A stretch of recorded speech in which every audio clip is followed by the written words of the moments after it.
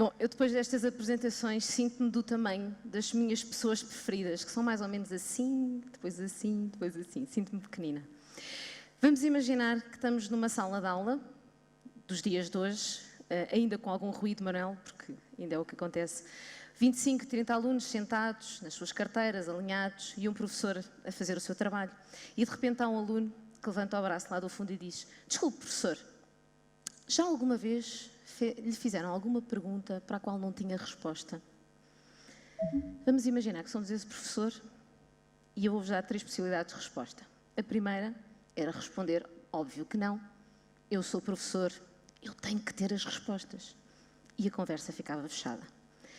Outra possibilidade era fazer de conta que não se tinha passado nada. Vamos fingir que ninguém fez esta pergunta e eu não tenho que responder. Falemos sobre o tempo, que é sempre um ponto desbloqueador. E a terceira possibilidade, que é a minha preferida, é devolver a pergunta ao aluno. E é dizer: eu acho que isso é realmente uma boa pergunta.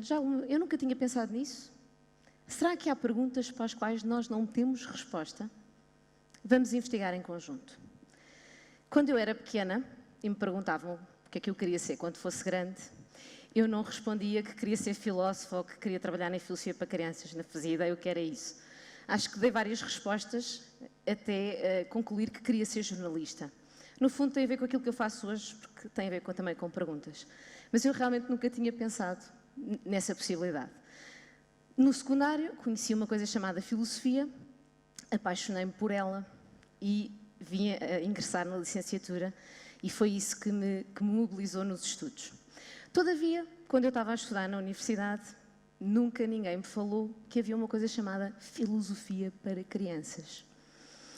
Uns anos mais tarde, eu conheci essa metodologia, comecei a investigar e pensei, tive o meu momento, eu nunca tinha pensado nisto, filosofia para crianças, será que isso faz sentido? Será que não? Houve ali um misto de estranheza e ao mesmo tempo de eu achar que aquilo poderia mesmo fazer sentido. E então fui investigar. Fui perceber o que era, fui perceber como é que acontecia e fui procurar o porquê. Porquê é que isto acontece? Porquê é que há pessoas que aplicam esta metodologia? E confesso que isto tornou-se muito mais claro quando eu fui para o terreno trabalhar com as tais pessoas pequeninas de quem eu gosto tanto. Tornou-se muito mais claro para mim porque aquilo que o Lippmann defende, que é o pai da filosofia para crianças, é que o pensar em sala de aula tem três nuances. É como se nós estivéssemos a trabalhar 3 competências distintas. A primeira é do pensamento crítico. Eu partilho com os outros a minha ideia, submeto à avaliação dos outros, de quem está a investigar comigo, e também tenho a oportunidade de pegar nas ideias dos outros, levá-las comigo e avaliá-las e julgá-las, criticá-las. Outra nuance, ou outra competência é do pensamento criativo. Ao pensar em conjunto, eu costumo dizer isto aos meninos, ficamos todos muito mais ricos e vemos coisas que até então se calhar nunca tínhamos visto. Exploramos possibilidades, alternativas, outras formas de ver o mundo.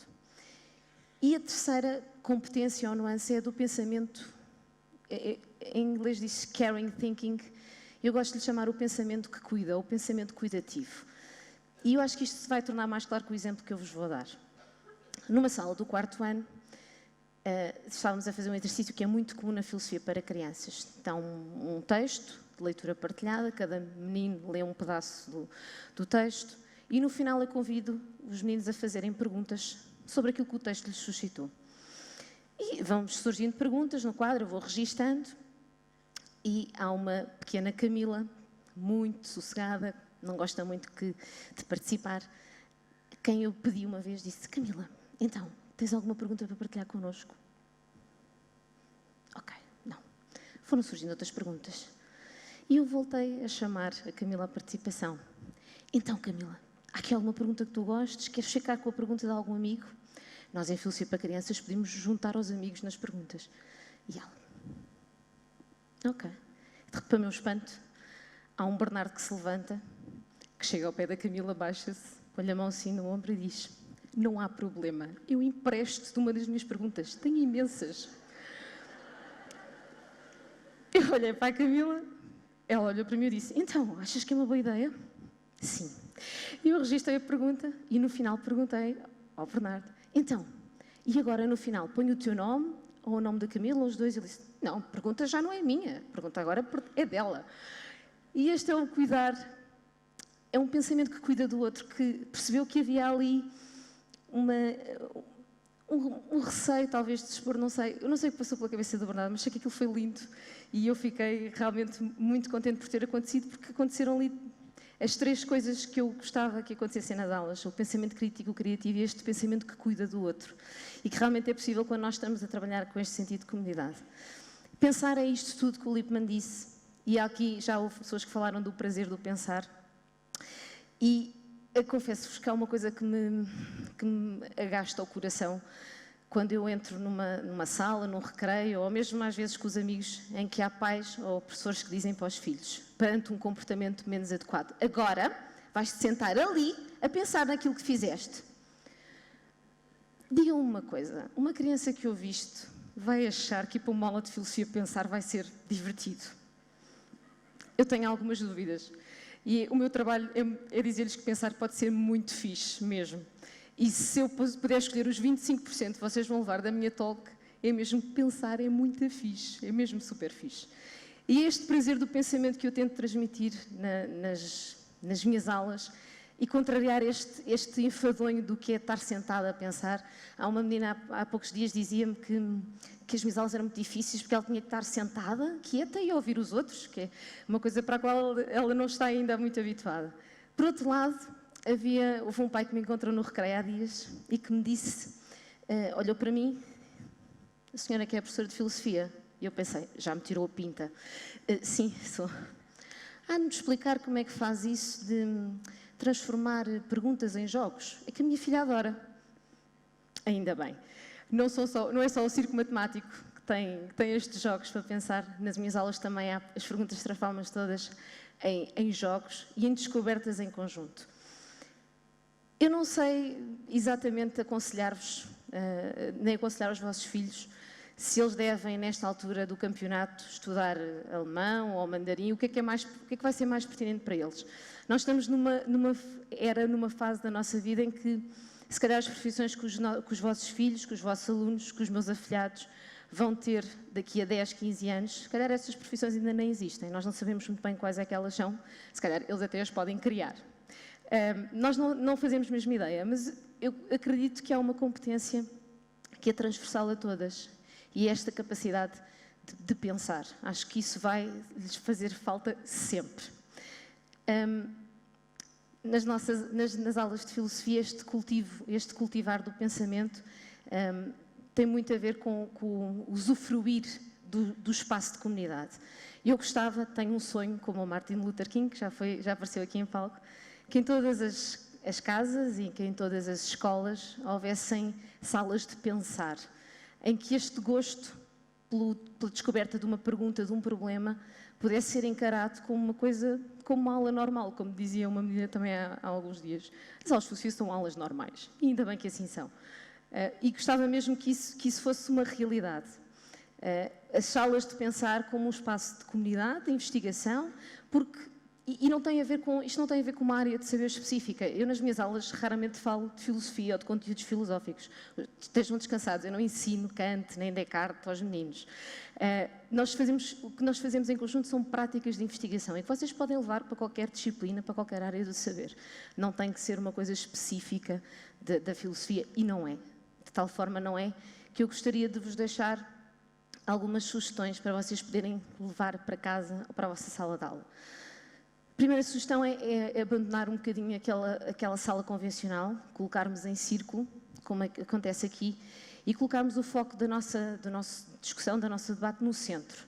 É importante estarmos todos em círculo porque nos vemos muito melhor, temos muito mais noção da diferença que cada um transporta, como falava um orador há pouco, somos todos realmente diferentes, e de facto temos uma percepção da conversa. A conversa é o nosso foco, cada um contribui de uma forma mais participativa, ou menos ajudante, para que o problema seja desconstruído. Outra coisa que eu gostava que eu vos sugiro, é que nunca partam do princípio que aquilo que estão a dizer é muito claro. Verifiquem sempre. E evitem outra coisa, que às vezes acontece nas aulas, ninguém tem dúvidas, pois não?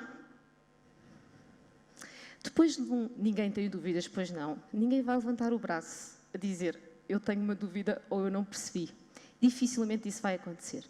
Então vamos verificar se aquilo que dissemos foi claro. Vamos perguntar, pedir ajuda a quem está em sala e dizer, então, quem é que pode repetir aquilo que eu disse por as suas próprias palavras? Ou então, quem é que percebeu a tarefa e quer explicar aos amigos o que é que vamos fazer? Outra sugestão, e tem a ver ainda com aquela minha história do quando eu fosse grande, o que é que eu gostava de ser, tem a ver com perguntas. Nunca desperdicem uma pergunta dos vossos filhos, dos vossos alunos. E não há perguntas estúpidas. É uma regra que eu implemento nas minhas aulas. Às vezes sofro um bocadinho com isso depois, quando vejo as perguntas. Porque por vezes há perguntas que nos deixam um bocadinho, a nós, mais preocupados do que as crianças.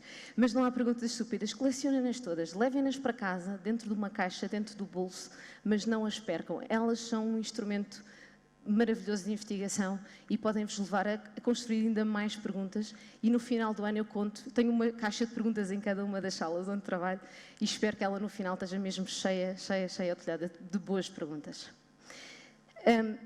Pensar não é fácil. Aquilo que eu peço aos meninos, eu sei que tenho consciência que não é fácil, apesar de haver uma Soraya que me diz que é super fácil, porque é só explicar, não tem ciência nenhuma. E depois, por outro lado, há um Santiago que diz, é super difícil, porque eu tenho que dizer porquê. Nas minhas aulas eu digo imensas vezes porquê e peço-lhes muito isso. E eu sei que cansa. Eu costumo dizer que isto é como ir ao ginásio. Nós vamos ao ginásio treinar o nosso corpo, os nossos músculos, ficarem mais resistentes, mais fortes, mais flexíveis. E nas aulas de filosofia fazemos o mesmo, mas com os músculos do pensamento. E como isto cansa muito, há um exercício no final que eu faço com os meninos, que adotei de uma amiga e colega, que é a Dina, e que vou pedir a vossa colaboração então para fazer. Ok? Vou pedir se calhar luz na sala, vou pedir que se levantem todos, libertem as vossas mãos. Ok? Então, eu vou contar até 3 e no 3 nós vamos todos espreguiçar. Ok? Podem bocejar, é permitido. Sim? Então, 1, 2, 3. E já que estão de pé, aplaudam para eu contar aos meninos que isto correu muito bem. Obrigada.